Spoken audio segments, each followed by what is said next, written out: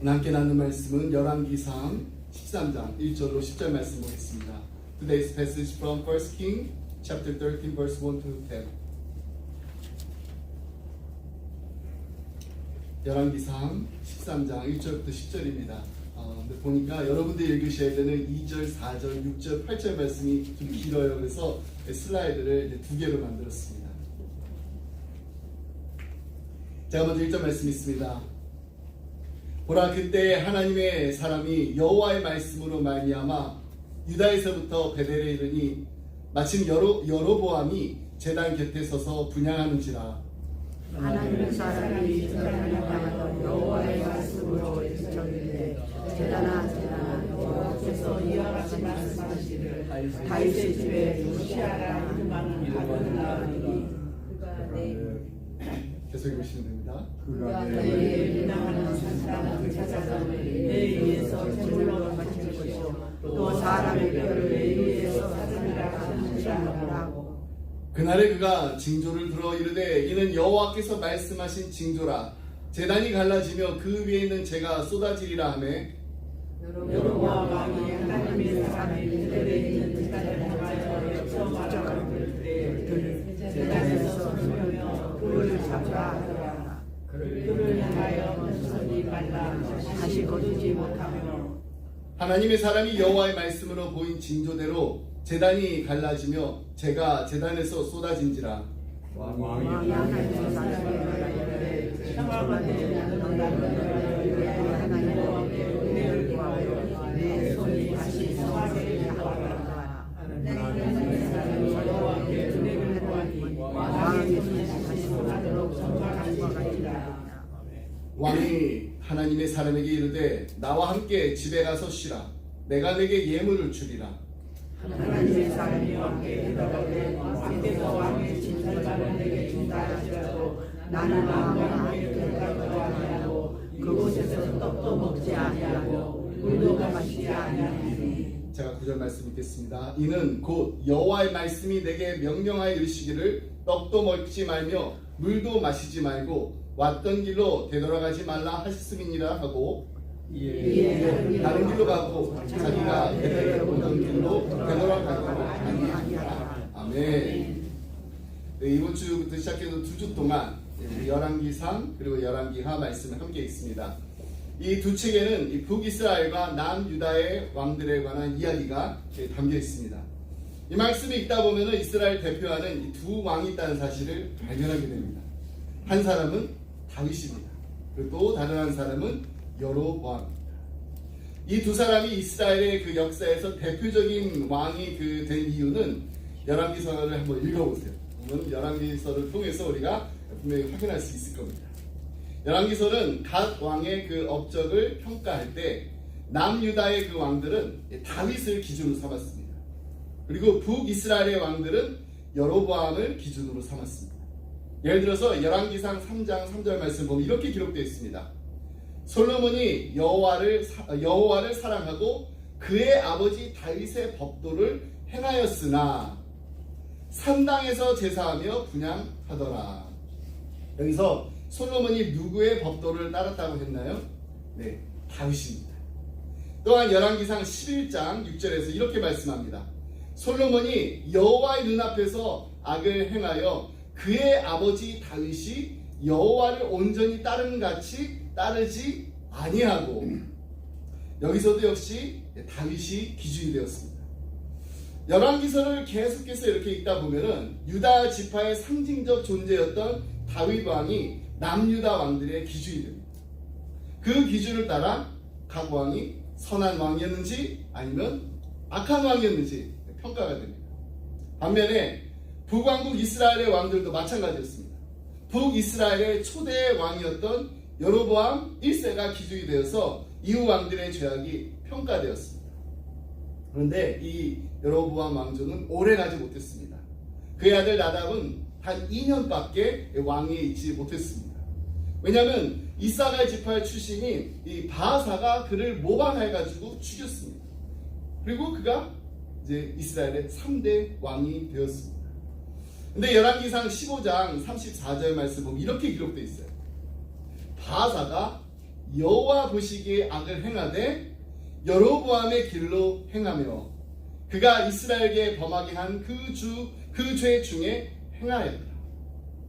여로보암의 가문은 하나님 앞에서 범죄했기 때문에 심판을 받았습니다. 그런데 그 왕조를 무너뜨린 바사 역시 하나님 앞에 범죄했으며 성경은 이를 여로보암의 길을 따랐다라고 기록합니다. 이처럼 다윗 그리고 여로보암 이 두 사람은 하나님의 약속으로 왕이 되었습니다. 하지만 그들의 삶의 길은 완전히 달랐습니다. 다윗은 여호와를 온전히 따름으로 하나님 보시기에 아름다운 길을 걸은 대표적인 왕이 되었습니다. 반면 여로보암은 하나님이 보시기에 악한 길을 걸은 왕들의 대표자가 되었습니다. 그런데 이 두 사람에게 한 가지 공통점이 또 있어요. 바로 두 사람 모두 하나님 앞에서 범죄했을 때 선지자들로부터 책망을 받았다는 점입니다. 우리가 잘 알고 있듯이 다윗은 자신의 충직한 신하이자 장군이었던 우리아의 아내 바세바와 불륜의 관계를 맺었습니다. 이로 인해서 그는 나단 선지자로부터 책망을 받습니다. 나단 선지자는 다윗을 책망할 때 한 가난한 사람의 암양 한 마리를 빼앗은 부자 이야기를 들려줬어요. 어느 날 한 부자에게 손님이 찾아왔습니다. 손님을 대접해야 되는데 부자였어요. 근데 그는 자기 집에 양과 소가 아까워서 잡지 않았습니다. 닭이라도 한 마리, 양과 소는 아니라도 닭이라도 한 마리 잡아가지고 대접할 수도 있었겠지만은 그렇게 하지 않았습니다.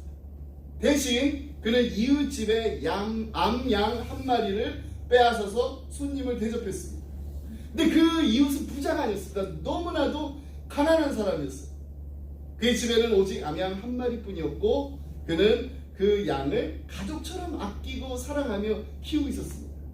근데 그 부자가 그 양을 강제로 빼앗아 가지고 손님을 대접한 겁니다. 자기 손님을. 그 이야기를 듣고 다윗이 어땠냐? 크게 분노하면서 이렇게 말했습니다. 내가 하나님의 살아계심을 두고 맹세하노니 그런 악한 일을 행하는 자는 마땅히 죽어야 할 것이며 그 양의 새끼를 4배로 갚아야 한다. 그 순간 나단 선지자가 다윗에게 단호하게 이렇게 말합니다. 당신이 바로 그 악한 사람, 하나밖에 없는 아내를 빼앗은 자, 죽어 마땅한 자가 바로 당신입니다. 이 나단 선지자의 책망을 듣고 다윗은 하나님 앞에서 철저히 회개합니다. 그리고 그는 다시금 하나님의 은혜를 경험하면서 회복의 길을 걷게 됩니다. 반면 오늘 본문에 나오는 여로보암도 하나님의 사람으로부터 책망을 받았습니다. 그러나 그는 하나님 앞에서 우상 숭배라는 큰 죄를 범하고 나서도 다윗처럼 회개하지 않았어요. 그는 책망과 함께 심판의 메시지를 받았지만은 끝내 돌이키지 않았습니다. 그 결과 회복의 길이 아닌 심판과 멸망의 길로 치닫고 말았습니다.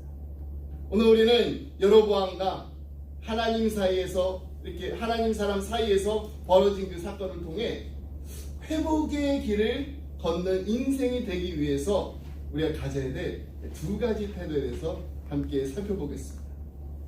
먼저 우리가 회복의 길을 가려면은 말씀의 찔림을 받을 때 문제를 직면하고 내게 문제가 있다 이 사실을 받아들이는 용기를 가져야 됩니다. 1절 말씀 보겠습니다. 보라 그때 하나님의 사람이 여호와의 말씀으로 말미암아 유다에서부터 베델에 이르니 마침 여로보암이 제단 곁에 서서 분향하는지라. 겉으로 보면 여로보암이 지금 하나님 앞에서 제사를 드리는 것 같은 그런 아름다운 모습을 우리가 볼 수가 있어요. 근데 왜 하나님의 사람이 그를 책망하러 온 것일까요? 그 이유는 바로 앞에 열왕기상 12장 25절로 34절 말씀에서 그 이유를 우리가 찾을 수가 있습니다. 여로보암이 하나님께 제사를 드리긴 드렸어요. 하지만 그것은 진정한 신앙이 아니라 자신의 정치적 입지를 강화하기 위한 것이었기 때문입니다. 여기 지도를 한번 보면은요, 당시 정치적 상을 더 잘 이해할 수가 있습니다. 솔로몬 왕 이후에 이스라엘 이렇게 나누게 되잖아요. 북왕국이랑 남왕국. 이스라엘은 북이스라엘, 남유다로 이렇게 나누게 됩니다. 솔로몬의 아들 이제 르호보암, 이제 남유다입니다. 아버지보다 더 무거운 세금과 강제 노동을 백성에게 요구했어요. 그때 이렇게 나라가 하나 있는데, 그 결과 이스라엘의 그 10지파가 우리가 다윗 왕가에 이렇게 계속해서 충성해야 될 이유가 있겠는가, 이런 회의감을 느끼고 북이스라엘을 건국하게 됩니다. 그리고 여로보암이 북이스라엘의 초대 왕으로 세워집니다. 그러니까 지금 하나님 앞에서 제사를 드리고 있는 거예요. 초대 왕이 된 여로보암. 겉으로 보기에는 정말 좋은 왕, 선한 왕 아닌가요? 얼마나 경건하고 아름다운 모습인데. 그러나 실상은 그렇지 않았다는 거예요. 이스라엘 백성들이 하나님께 제사를 드리려면은 어디로 가야 되나요? 하나님의 성전, 예루살렘 성전으로 가야겠습니다. 하지만 예루살렘은 남유다에 있었습니다. 그래서 여로보암은 북이스라엘의 최남단인 베델, 그리고 최북단인 단에 이렇게 신당을, 이렇게 산당을 세웠습니다. 그리고 거기서 자기를 자신의 왕으로 추대한 이스라엘 그 10지파가 절기마다 제사를 드리게 했습니다. 즉 그는 백성들이 하나님의 성전이 있는 예루살렘으로 가는 것을 막으랬대요. 여로보암으로서는 이 북이스라엘의 백성들이 절기 때마다 이 남유다에 있는 그 예루살렘으로 이동하는 것이 불안하고 또 마음에 내키지 않는 일이었습니다. 자신의 통치권 아래 지금 그래도 10지파가 있습니다. 근데 이 10지파가 남유다의 예루살렘으로 갈 때마다 혹시 내 왕권이 흔들리는 거 아니야? 이런 걱정과 염려가 생기는 거 어쩌면 너무나 당연한 일이에요. 아무리 마음이 넓고 또 이렇게 배포가 크고 통이 큰 왕이라고 해도 여로보암처럼 다 그렇게 생각했을 거예요. 하지만 그가 이 문제를 해결하려고 선택한 방법이 더 큰 문제를 일으켰습니다. 그것은 바로 베델과 단에는 하나님의 언약궤가 없었다는 겁니다. 그래서 그는 언약궤가 없었기 때문에 그 언약궤 대신에 금송아지를 만들어냅니다. 그 금송아지를 만들어가지고 백성들이 그 앞에서 제사를 드리게 했습니다. 또한 그는 레위 자손이 아닌 그냥 일반 백성들을 제사장으로 세웠습니다. 하나님께서 7월 15일에 지키라고 한 그 초막절, 그 초막절도 그냥 자기 마음대로 한 달 늦춰가지고 8월 15일에 지키게 했습니다. 한마디로 그는 하나님이 정하신 율법을 따르지 않고 그냥 자기 뜻대로 자기가 원하는 대로 정하고 행했던 것입니다. 이런 여로보암의 마음속에는 이미 하나님이 떠나 계셨습니다. 그는 왕으로서 백성들이 여호와의 율법을 따라 사는 것, 그것보다 지금 자신의 그 왕권을 유지하는 게 더 중요했습니다. 왕권을 유지하는 더 큰 관심을 가졌습니다. 이와 같은 여로보암의 악행으로 인해 베델은 더 이상 베델이 될 수가 없었던 거예요. 그럼 베델의 그 이름 뜻을 아시죠? 베, 하우스입니다. 엘, 하나님. 그러니까 베델, 하나님의 집입니다. 그러나 하나님의 집이 우상 숭배의 장소로 변하고 말았습니다. 금송아지를 만들었어요. 또한 단 역시 그 이름대로 심판받는 금송아지의 숭배의 중심지가 되어버렸습니다. 바로 그때 하나님의 사람이 여호와의 말씀을 받고 남유다에서 이제 북왕국인 이스라엘로 왔습니다. 북이스라엘, 베델로 올라왔어요. 그곳에는 이제 북이스라엘 땅이 되었고, 마침 여로보암 왕이 제단 곁에서 분향을 하고 있었습니다. 얼마나 절묘한 하나님의 타이밍입니까? 여로보암은 자신의 죄를 변명할 수도 없고 부인할 수도 없는 그런 상황에 지금 놓이게 된 거예요. 한마디로 정말 딱 걸린 겁니다. 그때 하나님의 사람이 선포합니다. 2절로 3절 말씀을 함께 보겠습니다. 하나님의 사람이 제단을 향하여 여호와의 말씀으로 외쳐 이르되, 제단아 제단아, 여호와께서 이와 같이 말씀하시기를 다윗의 집에 요시아라 이름하는 아들을 낳으리니 그가 내 위에 분향하는 상당 제사장을 내 위에서 제물로 바칠 것이요 또 사람의 뼈를 내 위에 사르리라 하셨느니라 하고 그날에 그가 징조를 들어 이르되 이는 여호와께서 말씀하신 징조라 제단이 갈라지며 그 위에 있는 재가 쏟아지리라 하네. 그리고 5절 말씀을 보면은 실제로 여호와의 말씀대로 제단이 갈라지고 재가 제단에서 쏟아졌습니다. 여러분 레위기에 기록된 이 제사 규례에 따르면은 희생 제물을 태우고 남은 재는 제사장들이 다 긁어 모읍니다. 그걸 모아가지고 제단의 동편 진영 밖으로 나가가지고 그걸 버리게 돼 있어요. 근데 지금 그 재가 어떻게 됐나요? 동편 바깥으로 나가서 버려야 되는 그 재가 그냥 제단에 쏟아졌다는 거예요. 그래서 하나님께서 여로보암의 희생 제사를 결코 기뻐하지 않으셨다는 것을 의미하는 것입니다. 다시 말해 그의 제사와 그의 제단이 부정하다는 것입니다. 그렇다면 왜 그의 제사가 부정한 것이었을까요? 그 이유를 분향이라는 단어를 통해 우리가 살펴보습니다. 분향. 1절 말씀을 다시 돌아가 보면은 여로보암이 제단 곁에 서서 분향하고 있었다라고 기록하고 있습니다. 원래 이 분향하다라는 말은 단순히 그 향을 피우는 그런 행위뿐만이 아니라 모든 번제를 포함하는 제사 용어로 사용됩니다. 그런데 이 분향하다라는 표현이 등장하는 문맥을 보니까 부정적인 면에서 이것이 이방 신에게 드리는 제사와 연결되어 있었다는 것입니다.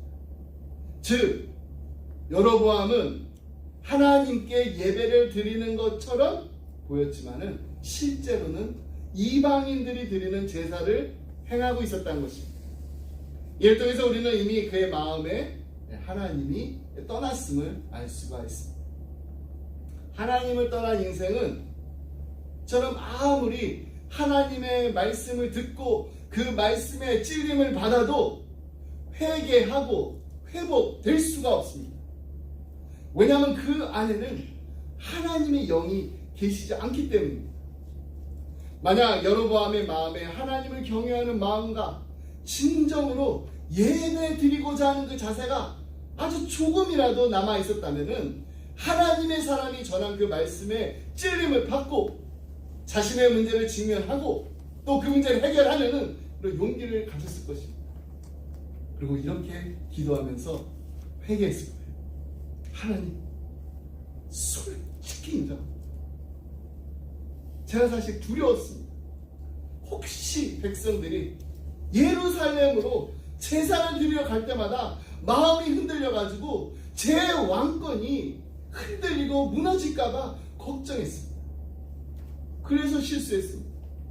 그래서 하나님 앞에서 범죄하고 말았습니다. 그래 하나님 용서해 주세요.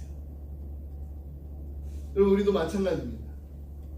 우리는 기도와 말씀 묵상을 통해서 하나님의 세밀한 음성을 날마다 들을 수 있습니다. 그리고 이 말씀의 그 렌즈를 통해서 우리가 말씀 읽다 보면은 미처 깨닫지 못했던 나의 그 문제를 정확하게 바라볼 수가 있습니다. 이때 우리가 취해야 될 그 태도는 바로 나에게 문제가 있구나, 나에게 문제가 있음을 인정할 줄 아는 용기가 필요합니다. 라이너드 리버라는 신학자가 남긴 그 유명한 기도문 여러분 다 들어보셨을 거예요. 주님, 내가 변화시킬 수 없는 것들에 대해서는 받아들일 수 있는 평안을 주시고, 내가 변화시킬 수 있는 것들에 대해서는 변화시킬 용기를 주옵소서. 그리고 변화시킬 수 있는 것과 변화시킬 수 없는 것, 이 차이를 깨달을 수 있는 지혜를 주옵소서. 여러분, 이 기도가 바로 사순절을 보내며 우리가 드려야 될 기도입니다. 오늘 주님께서 내게 변화하라고, 고칠 것이 있다고, 직면하여서 풀어야 할 문제가 있다고, 회개하고 회복해야 할 것이 있다라고 말씀해 주신다면은 주님, 내게 변화시킬 수 있는 용기를 주시옵소서. 그러나 지금 당장 변화시킬 수 없는 일이라면 그것조차도 인정하면서 주님께, 주님 안에서 기다릴 수 있는 평안도 허락해 주세요. 그리고 무엇보다 이 두 가지를 분별할 수 있도록 하나님의 음성에 귀 기울이는 지혜를 주옵소서. 우리의 있는 모습 그대로를 하나님 앞에 솔직히 고백하면서 우리의 나약함을 온전히 주님께 맡길 때 하나님의 놀라운 회복의 역사가 우리 가운데 이루어질 줄 믿습니다. 두 번째로 회복의 길로 가기 위해서는 내가 할 수 없음을 인정하고 하나님의 은혜를 간구하는 겸손이 필요합니다. 리고원 목사님은 The Road to Recovery라는 책에서 이런 질문을 던집니다. 우리가 안고 있는 모든 문제의 원인은 무엇인가? 그리고 그 질문에 대한 답을 이렇게 말합니다. 우리 스스로 하나님이 되려 하기 때문입니다. 우리는요, 내가 명령 내리고 내가 규칙을 세우고 내가 세상의 중심이 되어야며 내 삶의 주인이 바로 나야 되고 나는 내 방식대로 살고 내가 하고 싶은 대로 하고 내가 또 하고 싶은 일을 하지 않고 이런 자신이 모든 것을 지배하며 살겠다라는 그런 인생을 살아갑니다. 내가 이것이 바로 스스로 하나님이 되려 하며 하나님의 역할을 가르치는 인생이라는 거예요. 근데 오늘 본문에 보면은 여로보암이 그랬어요. 그가 추진한 이 종교 정책이 계획한 대로 아주 순탄하게 진행이 되었고 마침내 거국적인 종교 행사까지도 열게 되었습니다. 근데 그 순간에 갑자기 누가 나타나나요? 하나님의 사람이 나타나가지고 하나님의 심판을 선포하자 여로보암이 그냥 단순히 당황한 게 아니라 극도로 분노했습니다. 그래서 그는 손을 들어서 신하들에게 하나님의 사람을 체포하라고 명령합니다. 바로 그 순간 그의 손이 말라버렸습니다. 이에 당황한 여로보암이 하나님의 사람에게 이렇게 간청합니다. 우리 6절 말씀 함께 보겠습니다. 왕이 하나님의 사람에게 말하기를 청하건대 너는 나를 위하여 내 하나님 여호와께 은혜를 구하여 내 손이 다시 성하게 기도하라. 하나님의 사람이 여호와께 은혜를 구하니 왕의 손이 다시 성하도록 전과 같이 되니라. 아멘. 이제 왕이 드디어 좀 철이 들었구나, 정신을 제대로 좀 차렸구나 그런 생각이 들 정도로 이 여로보암이 아주 겸손한 자세로 하나님의 은혜를 간구한 것처럼 보입니다. 그러나 그의 요청을 한번 자세히 이렇게 들여다보세요. 결국 그는 여전히 하나님을 부인하는데 강하게 부인하고 있습니다. 하나님을 부정하고 있음을 볼 수가 있습니다. 여로보암이 하나님의 사람에게 이렇게 말합니다. 너는 나를 위하여 하나님께 기도하라. 정말 겸손한 요청이잖아요. 근데 그가 말한 하나님이 누군가요? 내 하나님이 아니에요. 내 하나님이. 그는 네 하나님 여호와께 은혜를 구하라고 했어요. 네 하나님. 그러니까 여로보암에게 있어서 하나님은 내가 인정하고 내가 환영하고 내가 모셔드리는 그런 하나님이 아니었습니다. 그는 어쩔 수 없는 상황에서 마지못해서 그냥 인정하고 도움을 요청하는 내 하나님이 아니라 남의 하나님이었을 뿐입니다. 그렇기 때문에 굽어진 그의 손이 펴졌어요. 그의 손이 이렇게 펴지는 은혜를, 하나님의 은혜를 경험하고서도 그의 마음에는 진정한 회복의 은혜가 머물 수 없었던 것입니다. 만약 그가 하나님, 나의 굽어진 손을 펴실 수 있다면은 지금 나의 굽어진 마음도 바르게 펴 주옵소서, 이렇게 기도를 할 수가 있었다면은 그에게는 분명히 회복의 은혜가 임했을 것입니다. 그러나 그는 그렇게 기도할 겸손한 마음을 가질 수 없었습니다. 그 이유는 단 하나입니다. 그는 스스로 하나님이 되려 하기 때문에 내가 할 수 없음을 인정할 수 없었던 것입니다. 여러분, 진정한 회복의 길에는요, 하나님 앞으로 돌아가는 그 길에는 무엇보다도 이 겸손함이 필요합니다. 내가 할 수 없습니다. 근데 여로보암은 끝까지 자신의 손으로 무언가 해보려고 스스로 해결하려고 노력했던 것입니다. 우리는 인생의 문제를 통해서 무엇을 깨닫게 되나요? 우리 살다 보면 문제를 만나게 됩니다. 굽어졌던 그 손이 펴지게 되는 그런 하나님만이 하실 수 있는 그 노련한 역사를 경험할 때 우리는 마음까지도 펴지게 되는 역사를 체험하고 있습니다. 오늘 내 인생에서 굽어진 것이 있다면 우리 다 겸손한 마음으로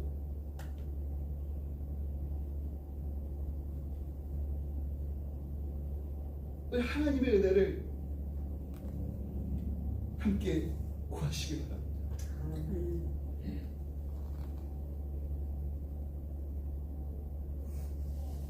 그 하나님이 남의 하나님, 다른 누구의 하나님이 아닙니다. 그 하나님이 바로 나의 하나님 되셔야 돼요. 나의 하나님. 우리 하나님과의 관계에서 굽어진 것이 있다면은 우리 회개함으로 회복의 은혜가 임할 줄 믿습니다. 혹시 우리 가족 간의 관계가 어렵고 삐뚤어져 있다면은 또 우리가 만나는 그 만남의 그 여러 사람들과의 그 만남 속에서 관계가 어려워졌다면은 다른 것보다 먼저 하나님께, 나의 하나님께 돌아와야 됩니다. 그리고 우리 이렇게 기도해야 됩니다. 하나님, 내가 먼저 굽어진 것을 펼 수 있도록 하나님께서 나를 먼저 고쳐주세요. 제 힘으로 아무리 노력해봐도 잘 되지 않는다라는 거 하나님께서 더 잘 아십니다. 주님 앞에 굽어진 나의 마음을 겸손히 드리오니 주님이 고쳐주시옵소서. 주님이 나의 굽어진 마음을 펴주시옵소서. 그 주님이 펴주시는 대로 순종하면서 다시금 온전한 회복의 관계를 맺게 해주세요. 아멘. 여러분, 회복의 첫걸음은 다른 것이 아닙니다. 내가 할 수 없습니다. 나는 할 수 없습니다. 나의 무력함을 인정하는 것입니다. 내 스스로 문제를 해결할 수 있는 힘이 없다는 것을 우리 인정하고 스스로 하나님이 되려 하는 것을 다 내려놓고 포기하는 것입니다. 그러나 많은 사람들이 그렇게 하지 않아요. 나는 문제가 있습니다. 나는 부족합니다. 나는 상처가 있습니다. 이런 것을 인정하는 것을 너무나 어려워합니다. 왜냐하면 그러려면은 우리 자신을 낮춰야 되기 때문입니다. 그래서 나는 하나님이 아닙니다. 나는 보이는 것처럼 온전하지 않습니다. 고백하는 것이 바로 겸손입니다. 우리 사순절 기간 보내면서 우리 인생에 힘들고 무거운 짐이 있다면 그 모든 짐을 다 십자가 앞에 내려놓으시기 바랍니다. 약할 때 강한 것이 그 주님을 만나 주님이 나의 모든 것이 되시는 은혜를 경험하는 시간이 되시기를 주님의 이름으로 축복합니다. 아멘. 말씀했습니다. 2018년도에 빌리그람 목사님이 99세에 그 삶을 마치고 하나님의 품으로 돌아가셨어요. 평생을 하나님의 신실한 종으로 살았던 우리 빌리그람 목사님의 가정에도 회복이 필요한 관계가 있었습니다. 바로 그의 사랑하는 아들 프랭클린 그레엄과의 관계였습니다. 빌리그람 목사님 아시죠? 수많은 영혼들에게 복음을 전해서 그들이 주님께로 돌아올 수 있도록 인도했던 빌리그람 목사님. 근데 그의 장남이 주님의 품을 떠나가지고 10년 동안 탕자의 길을 걸었습니다. 그 긴 세월 동안 루스 그레엄 사모님이 아들을 포기하지 않고 이렇게 기도했다고. 살아계신 하나님의 심판의 손 아래 있다는 것은 두려운 일입니다. 그러나 하나님의 신실하심을 의지하며 주님의 지팡이와 막대기가 함께할 것을 기도합니다. 아멘. 간절히 구하오니 나를 불쌍히 여기시고 이 젊은이를 부드러운 손으로 다루어 주소서. 이 어머니 기도 아닌가요? 이 기도는요, Prodigals and those who love them이라는 이 탕자들과 그들을 사랑한 사람들이라는 그 책이 있는데, 빌리 그레이엄 목사님의 아내인 루스벨 그레이엄 사모님의 기도였다고 합니다. 부드러운 손으로 다시 그 간절한 기도를 들으시고 하나님께서 아들 프랭클린 그레이엄을 다시 하나님의 품으로 돌아오게 하셨습니다. 그리고 그를 회복시키셨을 뿐만 아니라 하나님의 종으로 부르시고 귀하게 사용하고 계십니다. 여러분, 루스 그레이엄 사모님의 기도가 바로 오늘 우리가 드리는 기도가 되기 원합니다. 깨어진 관계가 있다면 그 깨어진 관계를 위한 기도가 바로 이 기도입니다.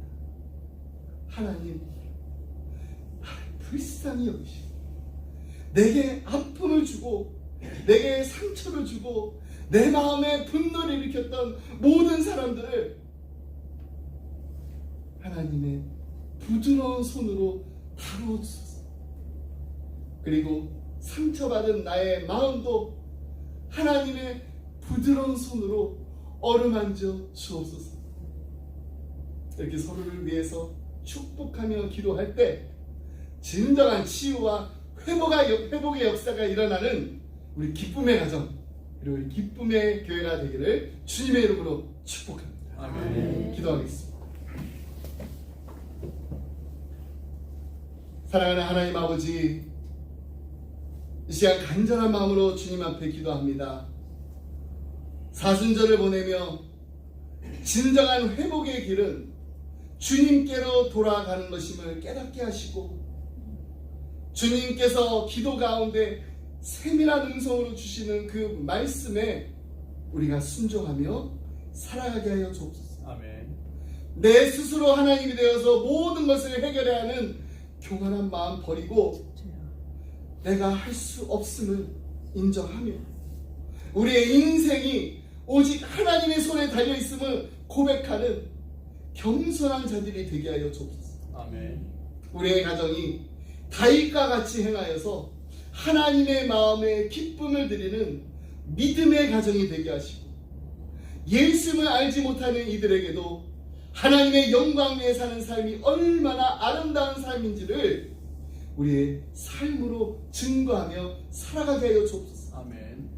십자가를 든든히 붙잡고 나아갈 때 우리의 마음에 있는 상처들이 십자가의 보혈로 깨끗이 씻기고 고침받고 회복되는 역사가 일어나게 하여 주옵소서. 아멘.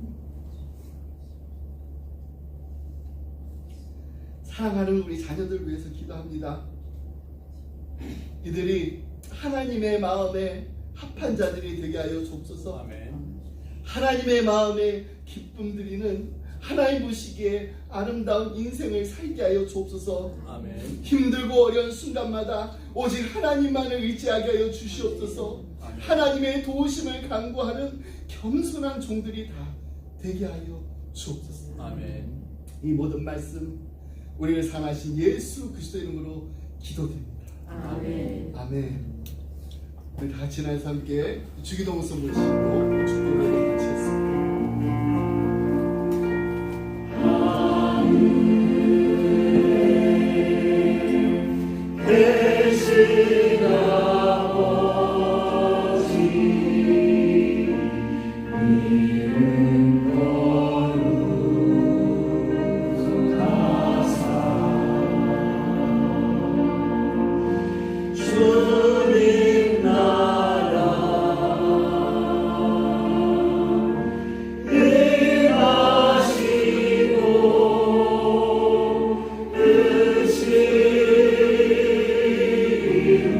주님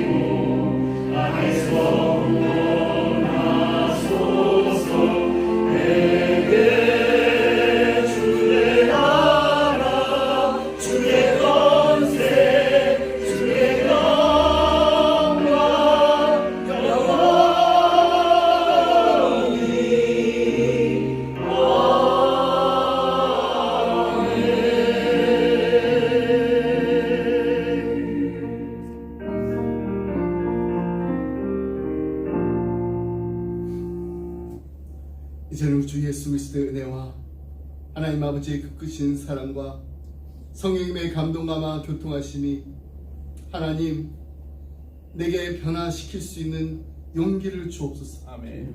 그러나 지금 당장 변화시킬 수 없는 일이라면 그것조차도 인정하며 주님 안에서 기다릴 줄 아는 평안을 허락하여 주옵소서. 그리고 무엇보다도 이 두 가지를 잘 분별할 수 있도록 하나님의 음성에 귀 기울이는 지혜를 주옵소서. 아멘. 간절한 마음으로 기도하며 주님만 바라보며 주님만 의지하는 사랑하는 성도님들과 가정과 생활 위에 그리고 주님의 몸된 교회 위에 지금부터 영원토록 함께 하시길 간절히 축원하옵나이다. 아멘.